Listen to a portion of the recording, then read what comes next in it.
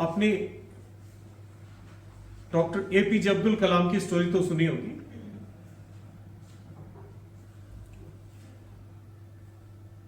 केरल में एक गांव में उनका जन्म हुआ और न्यूज़पेपर्स सुबह सुबह डिस्ट्रीब्यूट करते थे। अपनी काबिलियत, अपनी लगन, अपनी टैलेंट के कारण उन्होंने लाइफ में इतनी तरक्की की कि वो प्रेसिडेंट ऑफ इंडिया हुए। आज मैं आपको डॉक्टर अब्दुल कलाम की स्टोरी सुनाने के लिए नहीं खड़ा हुआ हूं, रादर मैं एक और छोटी सी आपको स्टोरी सुनाना चाहता हूं, बहुत छोटी सी। Doctor Rajendra Singh, he began his career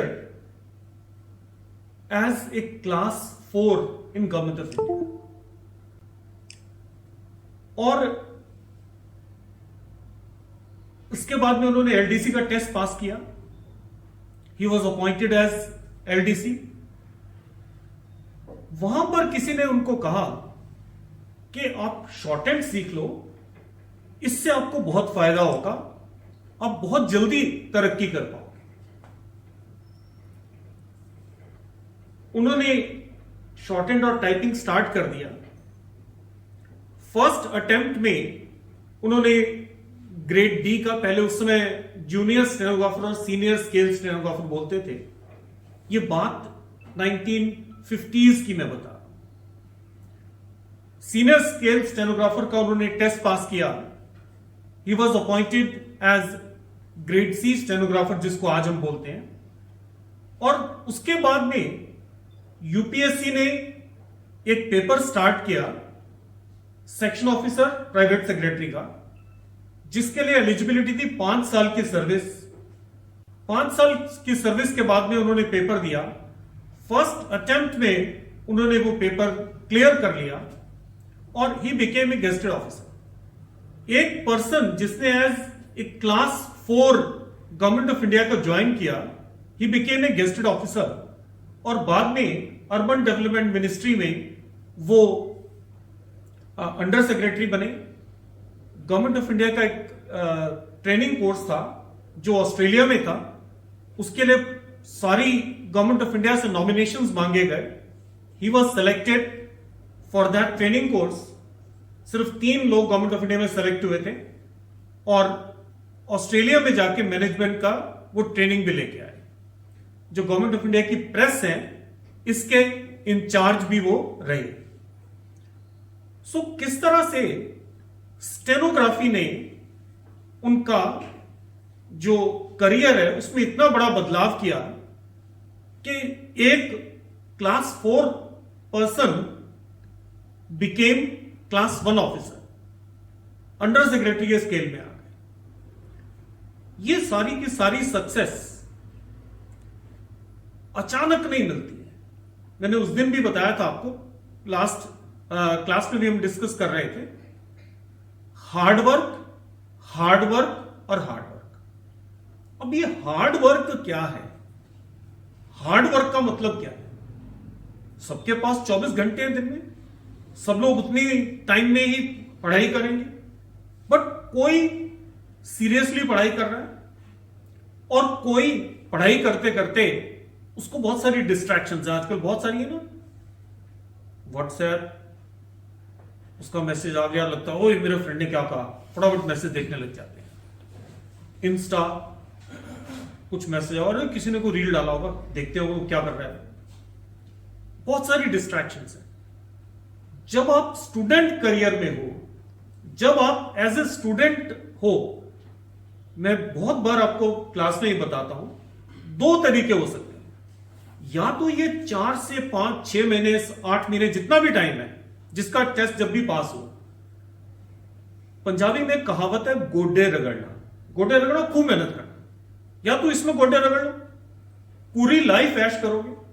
अगर आप ग्रेड सी स्टेनोग्राफर या सीजीएल पास करते हो, 75,000 per month cash in hand आपको सैलरी मिलनी शुरू हो जाती है। आप सीधा ग्रुप बी ऑफिसर अपॉइंट होते हो, नेक्स्ट प्रमोशन आपका गेस्टेड रैंक में आता है, गवर्नमेंट ऑफ इंडिया में इसके बाद कोई भी एग्जाम नहीं होता और लगातार आप तरक्की करते हुए डायरेक्टर लेवल तक पहुंच सकते हो। ऐसा हमारे बहुत सारे स्टूडेंट्स के साथ हो चुका है। एक हमारी स्टूडेंट आकांक्षा गुप्ता 18 साल की थी जब उसने पेपर पास किया, 19 साल की थी जब डिफेंस मिनिस्ट्री में उसकी जॉब लग गई। उसकी सिस्टर खुशी गुप्ता यहां बैठी हैं, तो ये मेरे को उस दिन बात कर रही थी कि मैं उसका भी रिकॉर्ड तोड़ूंगी। लेट अस होप ऐसा ही हो।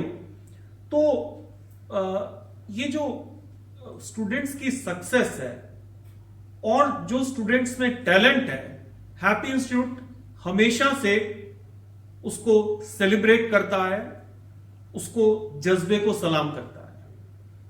परफेक्शन क्लास हमने करीब 1-1.5 महीने पहले, 2 महीने पहले शुरू की थी। इस क्लास में हमारे कॉलेज के बहुत सारे स्टूडेंट्स जिन्होंने रिटर्न हमसे किया था, रिटर्न की क्लास हमारे कॉलेज में की थी। आपको मैंने पहले बताया था 65 बच्चे हमारे यहां से पास हुए थे, और जिन्होंने रिटर्न की क्लास हमारे यहां से की थी उन्होंने स्किल टेस्ट की तैयारी के लिए उस क्लास को ज्वाइन किया। बट उसके लिए कई बार हमारे पास और बाहर से भी बच्चे आ जाते हैं स्किल टेस्ट की तैयारी करने के लिए, क्योंकि हमारा स्किल टेस्ट का जो रिकॉर्ड है वो ऑलमोस्ट 100% बच्चे पास हो जाते हैं स्किल टेस्ट में। ये हमारे कॉलेज का हमेशा से रिकॉर्ड रहा है। और जब नए लोग कुनबे में जुड़ते हैं, उनमें बहुत सारे लोग जब यहां पर तैयारी करना शुरू करते हैं तब ये पता लगता है उनका टैलेंट क्या है, वो किस तरह से काम कर रहे हैं, किस तरह से आगे बढ़ने की कोशिश कर रहे हैं। और आज उन्हीं में से 2 बच्चों के बारे में मैं आपको बताना चाहता हूं। सबसे पहले दीपिका ने हमारे पास क्लास ज्वाइन किया करीब 1.5 महीना पहले के करीब इसने क्लास ज्वाइन किया। मेरे को नहीं याद इसने एक भी दिन छुट्टी लिया होगा। ये लड़की सुबह अगर 10 बजे की क्लास है, 9:45 बजे आके खड़ी हो जाती है। उसके पास जब उसने यहां ज्वाइन किया तो दीपिका आप यहां आ जाओ। जब इसने ज्वाइन किया तो शायद इसकी शॉर्ट एंड में मेरे को काफी सारी प्रॉब्लम्स लगी। जब मैंने ऑब्जर्व किया कि शॉर्ट एंड में क्या कर रही है, मेरे को काफी सारी प्रॉब्लम्स लगी। और एक बार तो मेरे को यह भी लगा कि पता नहीं ये पास हो भी पाती है नहीं। लेकिन अपने जो सेल्फ के ऊपर कॉन्फिडेंस रख के और जैसे जैसे बताया उन गाइडलाइंस को फॉलो करते हुए जब इसने चलना शुरू किया तो अचानक ही महीने 1.5 महीने में ये इस पोजीशन में आ गई जहां जब ज्वाइन किया था शायद 150-200 मिस्टेक्स आ रही थी ट्रांसक्रिप्शन में। और जब टेस्ट था हमारा 15 फरवरी को, उससे 2-3 दिन पहले जब हमने ट्रांसक्रिप्शन करवाया तो 20 गलतियां आ गई। 1/10 अपनी गलतियों को कर लेना लोग 1 साल में भी नहीं कर पाते। ये जो इसकी डेडिकेशन और इसका जो टैलेंट है, इसके काम करने का जज्बा, उसको ऑनर करते हुए we have decided to give her a scholarship. जब हमें आपको पता है कि हमने एनएसएस के स्कॉलरशिप शुरू किया था, मैंने अपने मदर फादर के नाम से। मेरे फादर मिस्टर नाजिर सिंह और मेरी मदर का नाम था सुरजीत कौर, तो उसी से मैंने एनएसएस के बना दिया। हम जो भी बच्चे इस तरह के हैं जो अपनी पढ़ाई के प्रति डेडिकेशन रखते हैं, आगे बढ़ने की कोशिश करते हैं और अपनी अपॉर्चुनिटीज को अपने आप खींच के लाते हैं, ऐसे बच्चों के जज्बों को सलाम करते हुए ये स्कॉलरशिप हम टाइम टू टाइम देते रहते हैं। पहले हमने निशा सैनी को दिया था, वो हमारी सिर्फ ऑनलाइन क्लास की स्टूडेंट थी, ऑफलाइन में कभी नहीं आई।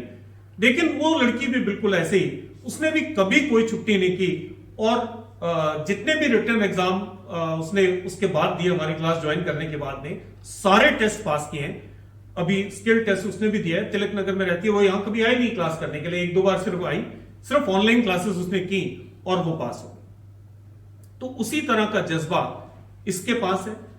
फिर हमने जिस दिन फेलिसिटेशन फंक्शन किया था, एनएसएस के ट्रॉफी उस दिन स्टार्ट किया, वो सिर्फ उन बच्चों को वो ट्रॉफी देते हैं हम जो एक्सेलेंट अचीवमेंट जिनके रहे हैं। ये वर्क इन प्रोग्रेस है, प्रोसेस में है ये बच्चे, ये भी अचीवमेंट इनकी बाद में होगी, वो अचीवमेंट्स के लिए।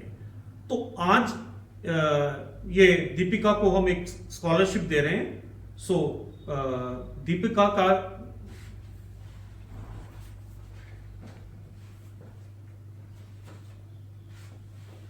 जो सर्टिफिकेट ऑफ स्कॉलरशिप है वो मैं एक बार पढ़ के बता देता हूं।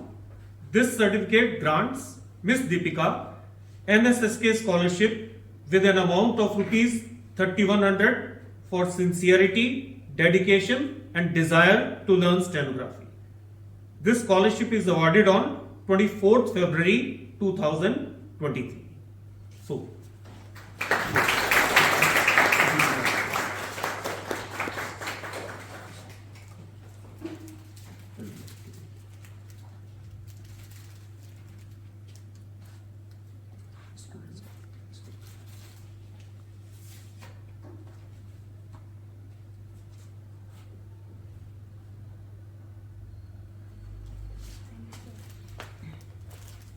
दीपिका ने जब ज्वाइन किया तो अगले दिन मेरे को बोलती है, शायद उसी समय बात हुई, मेरी एक फ्रेंड भी है, उसने भी साथ ही ज्वाइन किया, ममता,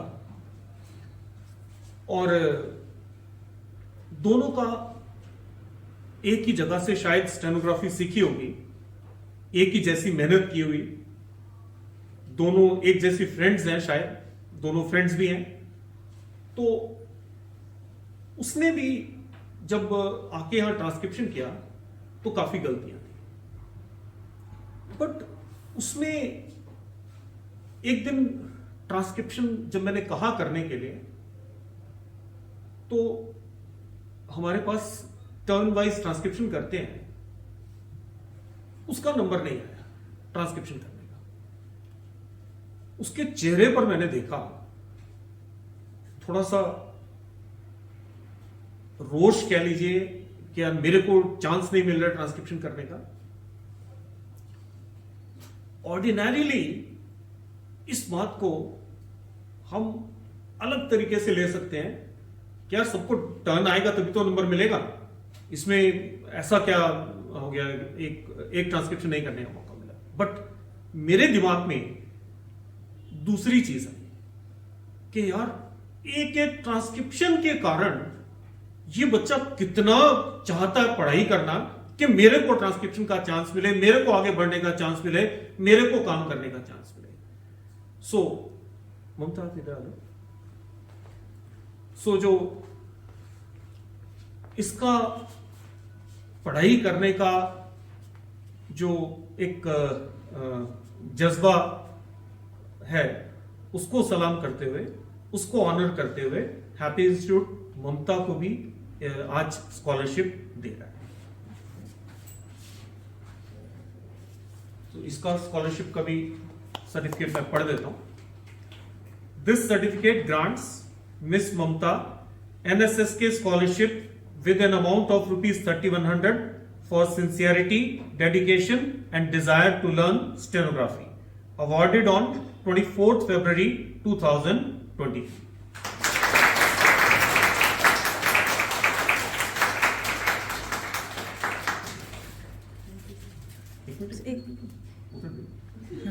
इसको सीधा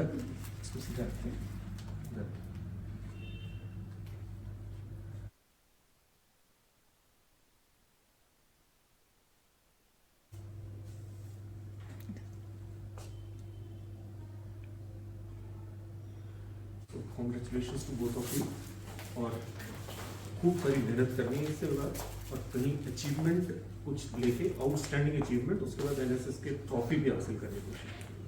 ठीक है, okay, thank you very much.